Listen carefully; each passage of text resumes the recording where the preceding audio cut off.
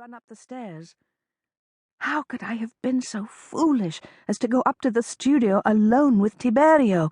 I must have been drunk, though I'd had only a cup of watered wine at cena.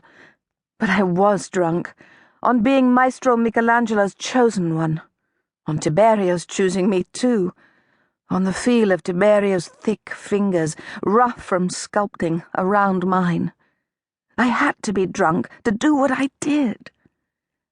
But Tiberio said he loved me then, and he meant it, I know. His kiss did not lie. Oh, what kind of wicked she-cat am I? Even now, as black tendrils of shame seep through my heart like ink in water, I dream of his lips. I never knew a man's lips could be so soft in the flesh, yet so thrillingly hard when pressed against one's own. Was it the pressure of his lips, or just the musk of his skin that drove me to animal madness? I've never imagined such pleasure. Since the age of 14, my thoughts have been consumed by studying with different maestros, pleasing patrons, and painting, always painting. Now, thoughts of his body dance through my dazzled brain, beckoning to me like players in a lascivious masque. It's not as if Francesca didn't try to keep Tiberio and me apart. She has approached her role as a lady's companion with ferocious vigour since my first trip to visit Rome 3 years ago at Maestro Michelangelo's request. Proud, then, of her recent elevation from nurse, she had at all times positioned her stocky, black-clad body between me and Tiberio, who was even then Michelangelo's favourite student.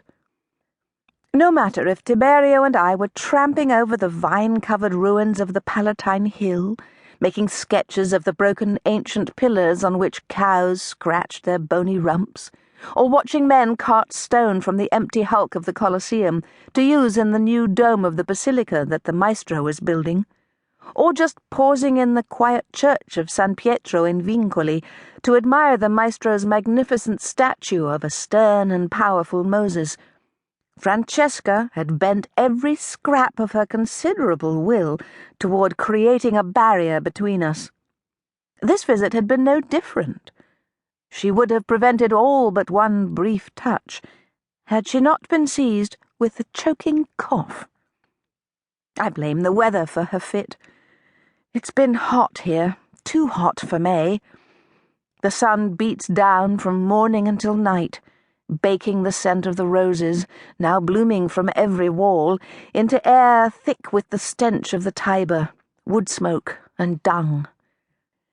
This afternoon, as our little group made its way through the crooked streets of the old quarter in which Michelangelo lives, the filmy veil sticking to my cheeks, my tight sleeves and corset, and the lace ruff scratching my neck were but minor torments compared with Francesca's suffering in her heavy lady's companion black.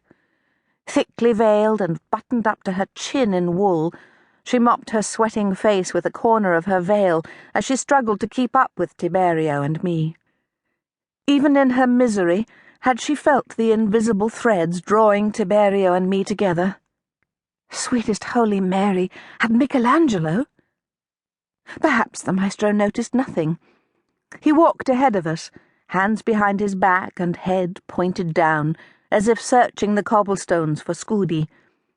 I tried to act properly detached toward Tiberio, coolly discussing perspective and composition and critiquing other artists' work in response to the gruff comments Michelangelo tossed over his shoulder. The maestro was particularly harsh on the Venetian, Tiziano Vecellio, or Titian as he's sometimes called, claiming the Venetian needed to learn how to draw, and Tiberio, echoing the maestro in all things, cited Tiziano's painting of the myth of Danae as a glaring example of sacrificing precision for prettiness.